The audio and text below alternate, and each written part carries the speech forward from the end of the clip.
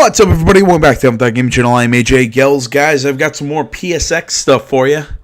I know I'm about a week late with some of this, but I had to travel for about 4 days, so I wasn't in my usual studio to record. I'm still putting off doing that other video. I'm still putting off doing The Last of Us Part 2 panel just because it's that usual dev crap where basically they go and talk for 50 minutes and they barely talk about the game. And it's basically watch my Ghost of Tsushima video, same problem. Same exact freaking problem. But I'll do that video just because, I mean, it's still an interesting panel. It's just I'm going to sit and complain, and I just don't feel like doing it right now.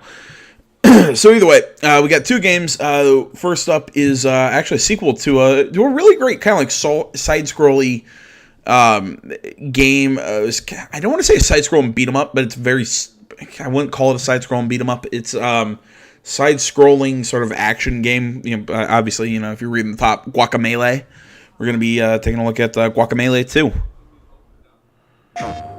Welcome back, everyone. It's PlayStation Experience. It's finally here. We are live from Anaheim, California, and I am joined by none other than Graham Smith from Drinkbox Studios. Hi, Justin. How's it going? Thanks so much for being here, man. My Obviously, my good friend Ryan here is here as well. I was hoping you would just breeze right by me and not introduce me. Never mind the guy. So yeah, we're here to talk about a game I'm very excited for, Guacamelee 2. I say that about a lot of games, but I really honestly mean it here. Guacamelee was one of my favorite games in recent memory. It came out shortly after I started working at PlayStation, so I feel like I have a strong personal connection to it. Really excited for Guacamelee 2. Can you just kind of lead us in? What's been up since the end of Guacamelee? Where does this one pick up? Well, Guacamelee 2 starts about 7 years after the original. Okay. So Juan, 7 years. 7 years, yeah. So Juan is now happily married to Lupita, who is El Presidente's daughter, the woman you rescue at the end of the first game. And they have 2 children, and they're living in the agave fields, and they have a nice, happy life. And then one day, Waichivo, his spiritual mentor and trainer, shows up, and there's a new threat that they need to go out and deal with.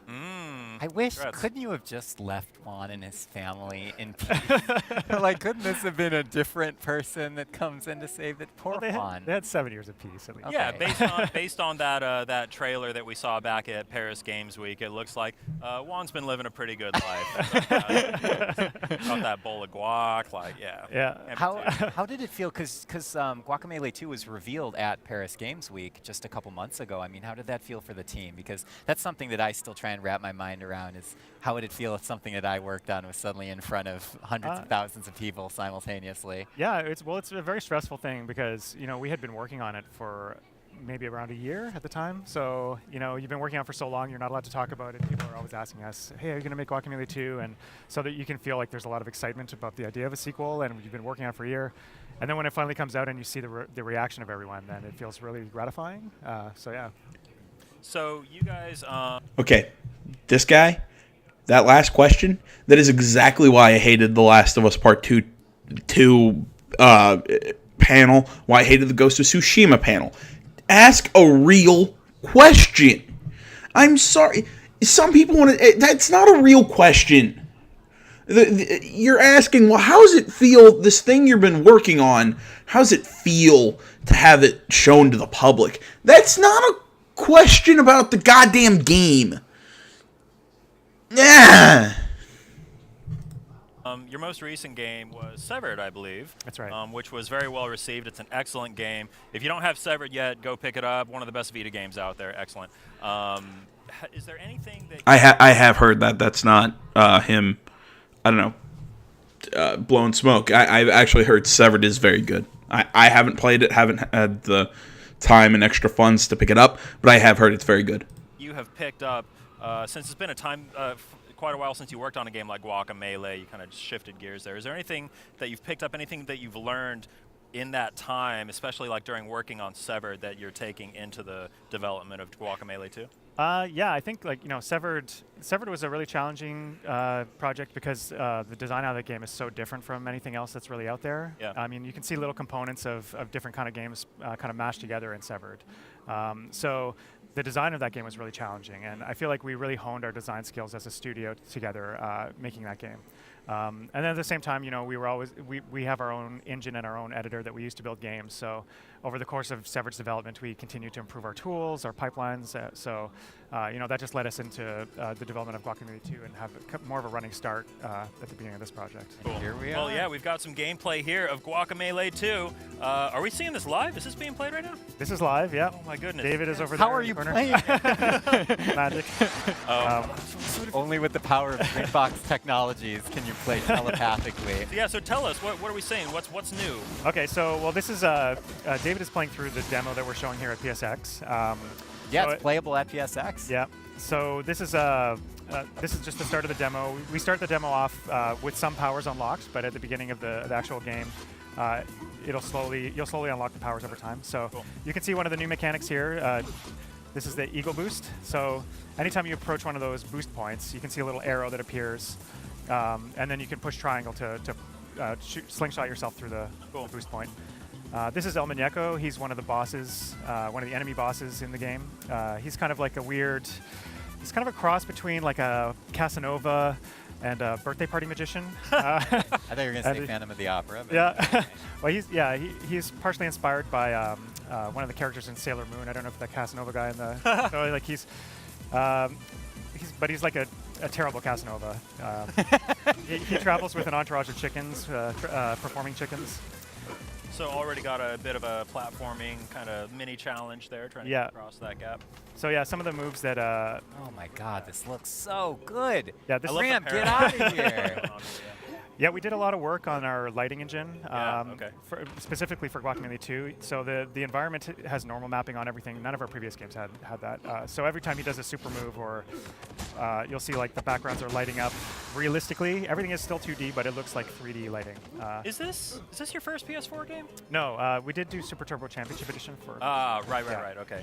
But that was, again, an update of a game that was Yeah. originally designed for PS3 and Vita. That's so right. what's it like building a game from scratch for PS4 compared to your past efforts? Well, yeah, now we're able to try and harness like a lot more of the power of the PS4 this time. We're Were there any kind of Good job. restrictions that things that you wanted to do in the first game that now are unlocked to you? Yeah, like so. For example, the lighting is something that is entirely new for this, and Yeah. we're able to do that by not just focusing on like the current generation of platforms and not looking at older platforms anymore. So this is another mechanic that you see those pillars that pop out. There's these little plates at the bottom of the screen here that if you walk over, they pop out a Oh, nice. pillar. So enemies can trigger them too and can get hurt by them. But Oh, nice. you can also use them for platforming. You can jump off them when they're. So right off the bat, you've got some kind of challenging platforming and combat stuff going on here. You're not taking it easy on No.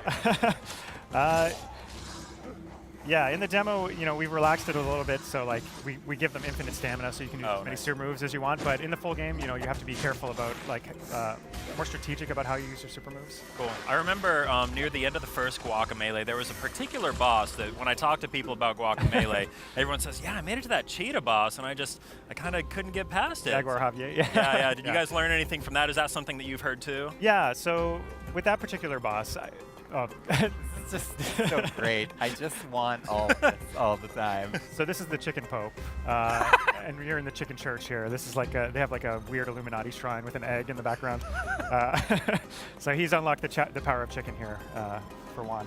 Yes. So there's a much bigger focus on the chicken in Guacamelee 2. In the first game, the chicken had a very basic peck attack, but now the chicken can dodge, the chicken can throw, the chicken can wall jump, and you even unlock additional moves. Even in the demo, there's a new chicken move that we unlocked. Is there any downside to playing as a chicken? Because right now you're just selling me on all chicken all the time. There's benefits to playing as the chicken and benefits to playing as Juan.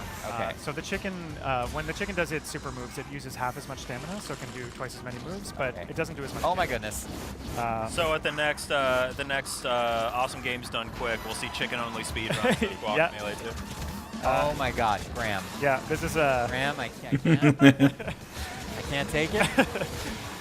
this is one of these powers that will happen occasionally in the game. Just I Yeah. love it. Yeah, a lot more focus on the chicken indeed. yeah. Holy cow. How do you as a team kind of balance out visual clarity with keeping things interesting and exciting, because Yeah. you want your game to be readable, especially in a 2D space like this, but you Uh, also want to make it feel like it's active and alive. That's a very challenging problem. And in fact, in multiplayer, so the game will support 4 players. Yeah, that's another thing. And one of the biggest challenges we've had in our playtesting so far is just players not being able to find themselves on screen, because especially when there's like tons of enemies around. Right. So we're doing potential solutions to that. So now we do things like we dynamically show like a little triangle over your head when there's too many characters around, so you can find yourself it'll give you a player number in the middle of the triangle. Now the Chicken Priest is going to give you a new power here. It's the chicken shot. Is this how you're going to come across new abilities throughout the course of the game? Yes. So it's much more compressed here. Winner, not the chicken play dinner. that ability for some time. Let the player get, and then we combine it with other abilities. So the chicken shot is like you can do like a downward dive or an upward dive. Yes. And it goes on the diagonals. Oh, nice. Oh, Color-coded barriers, Yeah. so you know what you can go back to. Perfect. So, and enemies sometimes have barriers, not in the demo, but in the game. So sometimes you have to use specific moves to break their barriers. So you'll find yourself switching between Juan and the chicken throughout combat. Nice. I love how he can say that seriously. Switching between Juan and the chicken throughout combat. Yeah. So Guacamelee was not too crazy long. It was a good length, probably, what, like 5 or 6 hours? Yep. I think it took Average to get through playthrough it. is about 6 Are you hours. looking at about the same thing here, or are you beefing it up a little bit? So we have the game built out end to end right now, and we're still editing it. Currently, it's a bit longer than the original game, and if I had to guess, I would say it's probably going to end up a bit longer. Cool. Are you looking at ways to add more replay value, any kind of reasons to play the game again? Or? Much of the studio right now is working on like side content, in-game content, secret stuff. Cool. Yeah. Is that how you guys usually work? Is you kind of build out the framework first and then begin filling it in over time? Yeah. What's your workflow at the studio like? We really like to build our games through iteration. And so in August we had our first alpha, which was the entire game playable from end to end. And then we did a second alpha, we call it Alpha 2, and that finished in November. Now we're working towards beta. But every time we have the entire studio play through the whole game, give their feedback to us, we prioritize everything, and then we do another pass based on that feedback. And these are the dimension waves, right? Yeah. Yeah. The Living and Dead worlds are coming back in Guacamelee 2. You'll gain the ability to swap between them dynamically at some point, but at the beginning of the game, you'll be exposed to them through these dimension waves. So you can see the purple is like a window into the Dead world that's moving through the environment. It's a really organic way to introduce that concept, I think. Yeah. And we're able to do some interesting things with it. Like here, you can see enemies are. This is another example. So you have the lava in the living world, but not in the dead world. So we have like this horse progression setup here that players have to move through. Oh wow! I'm trying to think of the programming involved here, and my brain is hurting a little bit. But I'm sure smarter people than I are on the case. This was a challenging one to do because there's a lot going on here. You have like 2 completely different setups, and the visuals are showing one at a time through like little windows. Yeah. Is this? I'm sorry. I think you mentioned this earlier in the segment, but do you build on your own engine or do you use an existing framework? Yeah, this is all our own engine and our own editor. Yeah. Oh, nice. That's amazing. Yeah. So it's been 7 years. Juan looks like he's still in pretty good shape. Yeah. Are you guys give me some tips? You guys thinking about any unlockable skins for like an older Juan or anything like that? Well, actually, at the start of the game, before Juan gets his mask again, he has a bit of a pot belly. He's a bit slower. He doesn't punch as hard. Eventually you get back to your normal shape. Beards are in right now. Yeah, definitely. So this is El Muñeco again. So he's going to be the first boss in the game that you fight. You guys have really stepped up your animation. Yeah. I can tell you guys have gotten a lot better. I mean, you were already excellent at it, but seeing this guy's attacks, it looks excellent. Yeah, our animation team is a little bit bigger this time around. Yeah. Okay. Yeah, the team is about the same size overall, but. How big is the team at DrinkBox? Right now it's 12 people. That's it? Yeah. Wow. Isn't that ridiculous? That's insane. I couldn't make this with like 400 people on my command. So, is this running at a targeted 60 or is this 30? I'm having a hard time telling. It's running at 60, yeah. Nice. And it's enhanced for PS4 Pro. We're doing 4K HDR. Oh, nice. Oh man, HDR is gonna look so good on this game. Yeah. I'm just going to take this TV back home with me after the live cast is over. So. Oh, this is so flippant. Your designers must have a lot of fun with things like, are boss fights more fun or more challenge than the normal run of design? the game? Yeah, to design. What would you say? Boss fights are one of the most challenging things to design. Okay. You're like, they're not yeah. fun at all. I hate them. They usually take more iteration than anything else. So you see how you can use the pillars to, strategically block projectiles. This boss fight looks amazing. I mean, you're right. Boss fights are hard to get right. Yeah. But man, I'm very encouraged by what I'm seeing here. Did the team look to anything? I mean, see, my opinion when it comes to boss fights, they have to be. I like challenging, but at the same time, I like fun. If that makes sense, I like it to be challenging but achievable. Something that makes me sweat, but at the same time, I feel like I can beat. Not it's here to just beat the living hell out of me, because that's just not fun, if you ask me. Particular for inspiration to either for the main game or for the boss fights this time around? Has anything really resonated with you guys in the past, since Guacamelee? Not I'm to inspire reminded the a little design. bit of Shovel Knight with the triangle traversal technique there, kind of similar to something I saw in was it the Spectre of Torment campaign they came out with kind of recently? Yeah. One game that I played after the first year of Guacamelee's development was Hollow Knight, which I've heard really good things incredible about boss that. fights in that game. Yeah. Okay. So I do take some inspiration from that, but a lot of the work had gone into the game already by that time. Okay. You're like, well, maybe for the sequel. Yeah. This is fantastic. I can't believe that something this beautiful and this fun and tactile is made by 12 people. Well, thank you. Yeah. I mean, it's not easy, that's for sure. But our team is extremely talented. Everyone on the team is Absolutely. And you have a lot of experience now. I mean, you guys are no joke and have been really building a library and a catalog for yourselves over the years. Yeah. Yeah, you guys have really kind of mastered 2D games here. Have you ever messed around with any 3D prototypes? Have you guys dipped your toe into those waters at all, or? A little bit. When we were deciding what project to work on, we ended up deciding on Severed. We had split the team up into multiple small groups to do prototypes, and one of them was a 3D sneaking game. Oh yeah. Yeah. Cool. We tried using Unity for that because our engine really doesn't do 3D that well. But I don't know. 2D is kind of our wheelhouse, and we're very comfortable. You guys are so good at it. Yeah. You're some of the premier 2D developers out there, as far as I'm concerned. Thank you. You heard it here first. They're going to put it on every box, on every website. So tell us a little bit more about how the 4-player co-op works. Does it get too chaotic? I mean, that can be kind of fun when you have like the really chaos-driven co-op sometimes too. It's so there's some benefits to it. Like it's easier to control crowds of enemies. But we do scale the difficulty dynamically, so enemies will have more health and they will do more damage when there's more players. And then also certain enemy setups will change if there's 4 players. So so a lot of the challenges is trying to keep everyone on screen at the same time and making people feel like often through some of the platforming challenges, one player will pull ahead. And so you don't want the people who are falling behind to feel like they're just being pulled along. So we're still working a lot on the 4-player stuff and trying to, tweak our cameras, how they work with 4 players. Yeah.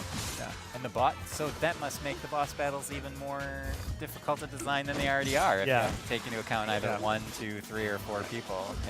Many of our design meetings, we think we've solved it, and then someone says, "What about 4-player?" And then you're like, "Oh no!" And you throw your coffee at them. And they cower in a corner. Some of the best like beat 'em up games ever have been like the 4-player kind of brawler type games. So I think that you guys have a strong legacy to look to there. Is it local or online? I forgot to ask. It's local only. We actually have a lot of experience doing multiplayer online from previous to starting Drinkbox, so we know the challenges involved with that. So it's very expensive to put online multiplayer into a game, especially a fast-paced action game like this. So we'd prefer to invest that into the single player and local multiplayer experience. Well, rude to beat up a machine. It's rude to beat up anybody, sir. so long, nerds. I guess that's a perfect Somebody outro. gift that, all right? Somebody make a gift of that, please. Guacamelee. So that's Guacamelee 2. Yeah, it looks amazing. I'm so excited. Thanks very much, guys. So yeah, thanks so much for joining us. Is there anything else you want to tell fans before we let you go? No, I guess if you're a PSX, please come by our booth. We'd love to have you try the demo out. We'll be playing 4-player all weekend, and keep an eye out for us early next year. Yeah. Alrighty, Guacamelee. All right. Well, my kind of closing thoughts on this. I like the look of the game. I still haven't finished Guacamelee 1. Just I haven't had the time, or I have to be in the right kind of mood to play these kind of games. To these kind of like 2D, like side scrolly, kind of like older styled games. I have to be in the right mood to play them, and I was never in the right mood. I think to play Guacamelee when it came out. I have it in my library. But definitely with the sequel, it makes me want to go back. Drinkbox, like they were saying, very good at these 2D games. I really like their own. They play with their own art style. It's kind of wacky. It pokes fun at itself, pokes fun at games, kind of self-realizing humor or self-actualizing humor. I'm self-deprecating. I think I don't freaking know.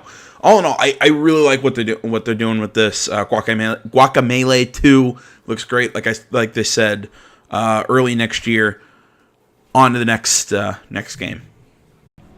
All right, guys. Next up, we have Dragon's Crown Pro on the PS4. I really don't know anything about this game, so I'm coming into this one cold. All I know is I had somebody tell me to take a look at it, and it's interesting. And so yeah, we'll take a look at it. Hello, my friends, and welcome back to PlayStation Experience 2017. We are still here in Anaheim, California. And boy, howdy, I'm excited for the next game that we got.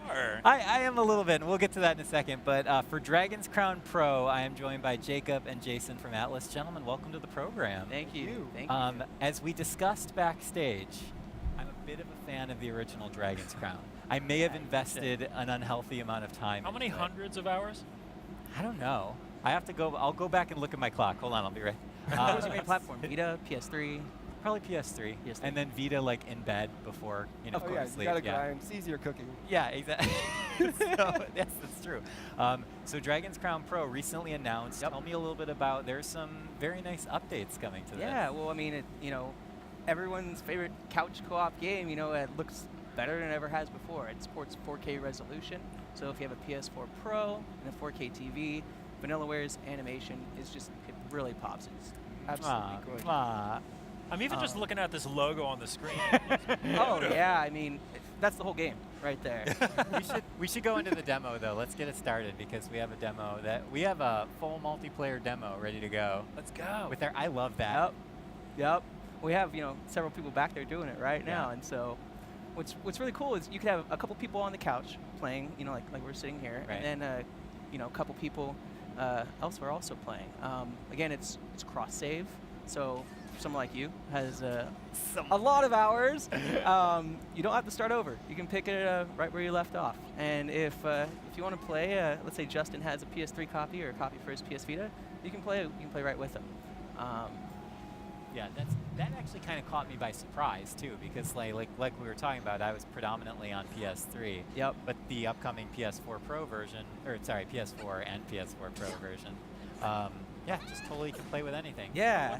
What's the disconnect between somebody like Ryan who's played for 18,000 hours and someone like me who maybe I dipped my toe into it. I played it for a few hours when it first came out, but I'm not as experienced as him. Could I join a game with him and we'll be able to play well together? Yeah, 100%. This game is very accessible to all players. You can just button mash your way through, or if you want to get really into the tech, there's a lot of depth to the fighting system. Plus, all the characters have their very own unique fighting styles. So if you want just a basic fighter, just go through. All you need to do is smash things. You can do that, or if you want to be very precise in your attacks, there's that elves, long range, short range. It's whatever playstyle you want.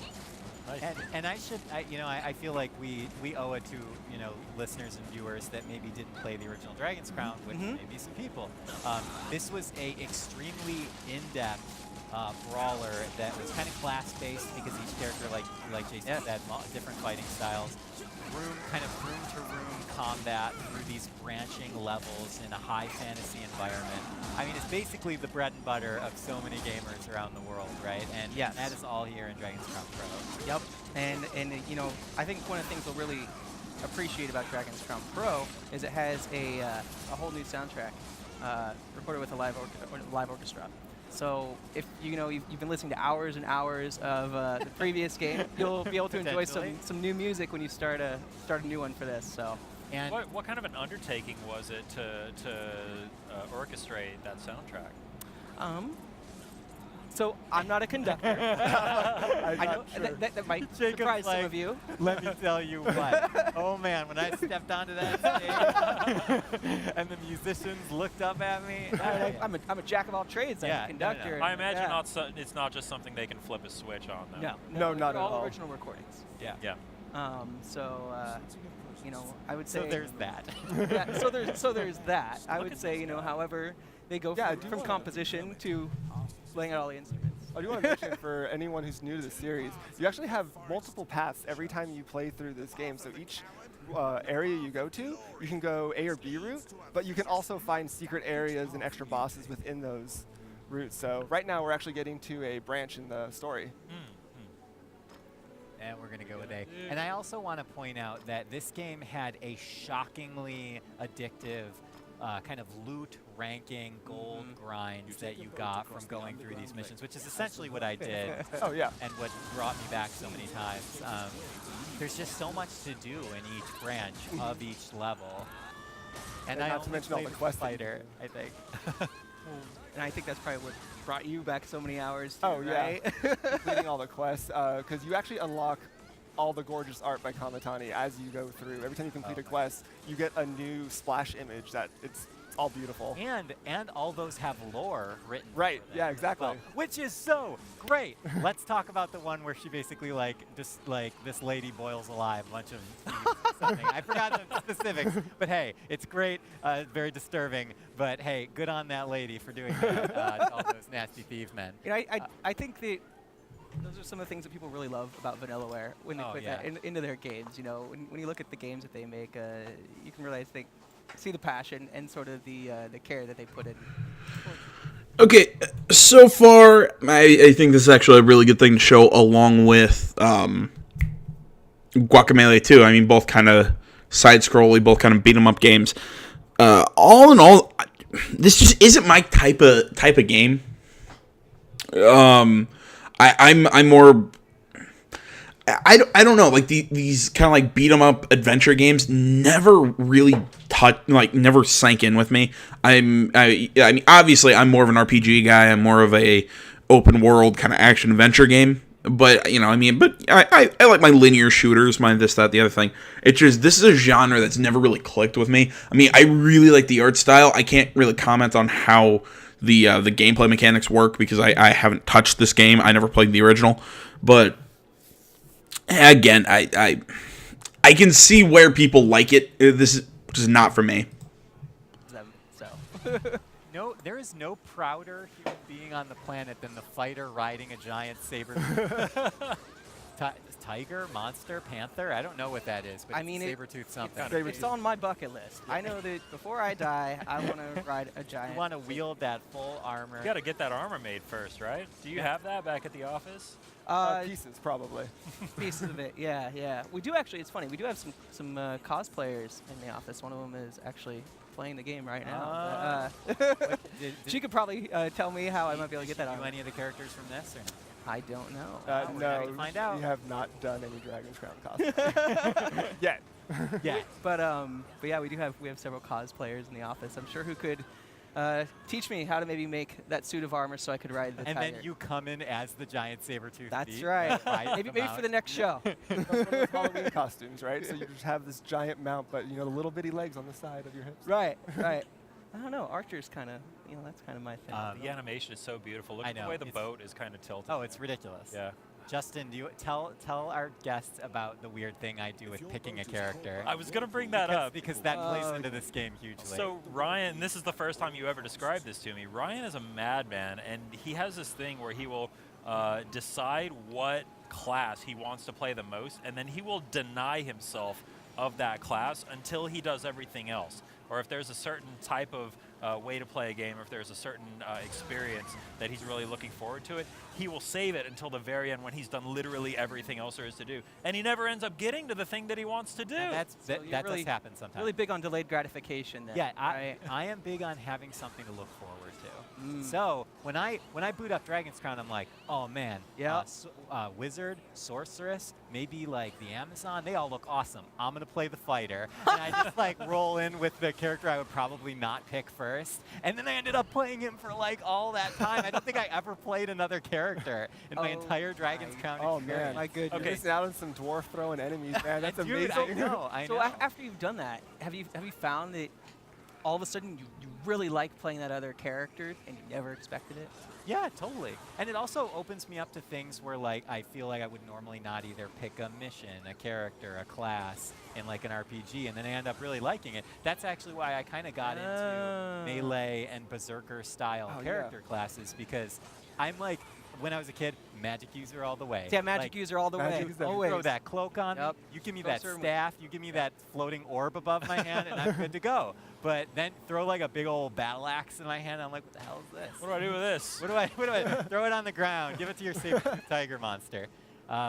Anyway, sorry, there's still a lot of footage here, and also, by the way, there's a ton of really cool little things you can do. Like, for example, you saw the little hand floating above to interact with the environment. There's a lot of environmental interaction in this game. Yep.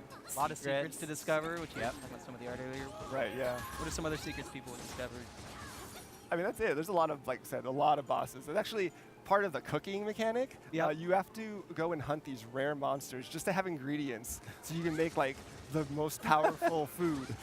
Give yourselves a leg Which up. in the then next one. gives you a rank or bonus of some Right, it also kind, gives right? you stats for the next next Makes level. it easier to get Yeah. better ranks, to get better loot, to go on more hunts. Yeah, one really cool thing, your treasures get better as your adventure goes. But you can string your adventures along. You don't have to go to one area then back to town. You can just keep adventuring. You can actually. You know, I will say what they're talking about here. How all this intrigues me. How their quest system combines with the rest of the game. How it mixes with the gameplay and how it mixes into the world as a whole. I really don't see that very often. I mean, usually it's something like Guacamelee where it's kind of not Metroidvania, but no, yeah, I'd say kind of Metroidvania or Castlevania-esque, where there is a map and you can backtrack and whatnot. But I don't see something like this that actually has like true, almost RPG mechanics in a sort of side-scroller fighter beat 'em up kind of game. It intrigues me. Still not sure if I'll play it, but interesting. Collect a lot of the items that are key to the game in one run. If you want to If risk, you're good, yeah, and you have a little luck on your side, Yeah. maybe. Do we have any favorites between you guys for characters to play? Oh man, I put so many hours into Elf and Sorceress. Elves, oh man, the tech for elves is like, they're so in depth. She can charge her arrows, she's like up close melee, she can do juggles, stun lock combos. Oh man, she's amazing. Yeah, when I was playing, I played as Elf as well. I just love that the ranged thing, and she looks so cool with the cloak and everything. Like, I don't know. Oh man, and she looks so cool. So Yeah, it's just so cool. And we're riding dinos. That's what I was now. gonna say. Woo! Riding dinos. Riding dinos. What is this? Horizon Zero Dawn over here? Come on. So, gentlemen, before as we get, I think are we coming up on the boss? Yeah. Is that? We got the gazer. Close. Yes. Yeah. This guy freaks me out a little I bit. feel like there's nothing. Does that remind anybody else of a Dungeons and Dragons character? Maybe character isn't the right term, but I hope you'll understand what the hell I'm talking about. Reminds me of something from Dungeons and Dragons. Scarier than someone covered in eyes. Yes. Right? Correct. Now, picture my face. Now, picture it covered in eyes. Yeah, you don't like that one bit. Yeah, so to reiterate, Dragon's Crown Pro, you said it's coming what time? Spring 2018. Spring Yeah. 2018. Pre-orders are up now. People want atlas.com/Dragon's Crown. Ooh, Yeah. Jacob, it's like you've done this before. It's like I have. Yeah. Yeah. 4K support on PS4 Pro, which, that there is an argument for that 4K TV right there, man. Well, I think the most impressive thing here, and the thing that's actually probably going to get me to go back and pick this up, is the cross-save support with the Right. PS3 and Vita versions of the game, so I don't feel like I lost that progress that I put into it before. I mean, for my part, that's a big selling point because, you know, if I put in a dozen hours, but I didn't, you know, necessarily make it all the way, and now I Yeah. want to pick up my game, Yeah. I don't have to redo it. Okay, my big problem with the cross save and everything is, as far as I've seen, it's not cross buy. It's only cross save. I mean, if I'm doing something wrong, somebody go into the comments and tell me.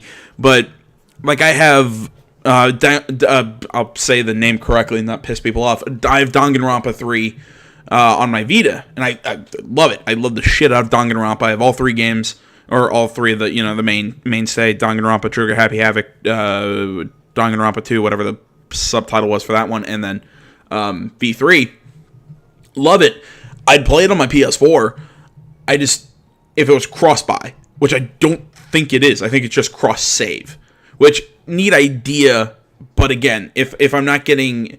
I don't want to spend $60 for a PS4 version and then another $40 for a Vita version when I'm perfectly content playing on just one console. Or really, for a game like Danganronpa, hell, I'd actually rather play it on handheld, personally. Yeah. I don't know, that's my whole thing with cross-buy, cross-save, whatnot. Sorry, I didn't No, cut I you just off. pick it up right where I was. Yeah. Are you able to talk about like what that support looks like? Is it as simple as me going to my PS3 game and like uploading or something? Do you know what that's Yeah, gonna look so like there's yet? going to be a cross-save option. Okay. And then you just go there, upload it, and you get it on your PS4. Or, Even you know. I could do it. Yeah, All right. super simple. Before we let you guys Yeah. go, do we have any final thoughts or things that you feel like, let's say someone that's never played Dragon's Crown before, what is the thing that is going to get them into this game? Well, one thing I definitely want to make sure I mention is, you know, for those who, whether you like the Japanese voices or the English voices, this is dual audio. So both are there. If you're in Europe and you're like, oh, I just wish it was in something besides English, you know, well, there's text in this game. It's going to be localized in French, Italian, German, Spanish. You know, we definitely are committed to the European market. We want to make sure that they can enjoy these games. Awesome. Look at you guys. That's not easy, throwing all the languages on there. So I mean, it's a lot of work. I'll let your team beat this boss before we end the set. Oh, Yeah. Hopefully we can get some Wham! cooking going on. What's that? Hopefully we get some cooking going Okay, on. wait. If we can get to a cooking segment at the end of this, It's random, Treasure so rank S. hopefully we... let's see. Nice. Are we gonna get? Oh man, look at Go. Man, they went to work. They've Cooking. played this game for a Continue. few hours. I mean, Show me a cooking scene. No. No. No. All right. Well, we tried. You'll You'll Thanks, have to see it for everybody. yourself in spring Yeah. 2018. Spring 2018. Alright. Jacob, Jason, thank you, gentlemen, so Thank much. you. Any final thoughts for our audience? no, I think that about Enjoy You're the like, no, we wonderful- got it. Got it. Dragon's Tale. I hope Justin, they thank you, enjoy sir. it. I think we all hope they really enjoy it. Well, I am so happy to see it coming back. So thank you guys again for being here, and thank you everyone for watching at home. And we have more to come from PlayStation Experience 2017. Do not go anywhere and stay with us. All right, that was Dragon's Crown, and Guacamelee. Again, I like both games. Interested, I might play them sometime. It all kind of comes down to if I'm in the right mood for these kind of side-scrolling beat-em-up type games. Really neat stuff. As I said earlier in the video, I'll be doing The Last of Us Part 2 video tomorrow. That is also along with Life is Strange Life is Strange Before the Storm, episode 3. I think it's titled Hell is Empty. I think that's out. And I'm not sure if the bonus, thanks, I have the special edition, whatever, that gets me the bonus episode. Either way, that stuff will be played and uploaded tomorrow as well. Tonight I'm planning on getting hammered and doing some League of Legends. And I'm also going to be doing kind of like a Sims 4 thing that I'm going to come back to periodically. I picked it up for Xbox One and going to play on that. Yes, I know we should play on PC. It's probably easier to play on PC, but I bought it on Xbox. Either way, we're going to just kind of have fun with that, and just that's something that I'm going to come back to. I probably won't do regular uploads, but I'll probably do like really like meaty, like hour and a half, 2 hour videos of just probably me just sitting around with a couple beers and just, I don't know, dicking around with that game. That's kind of all I have for announcements. Thanks so much for watching, everybody. Facebook, Twitter, the website, minds.com. Links, all that stuff is in the description below. Like, comment, you're not already. Please subscribe to the channel. Stay tuned for more next time. Until then, I'm AJ Gels, the 7th Gaming Channel. I'm out.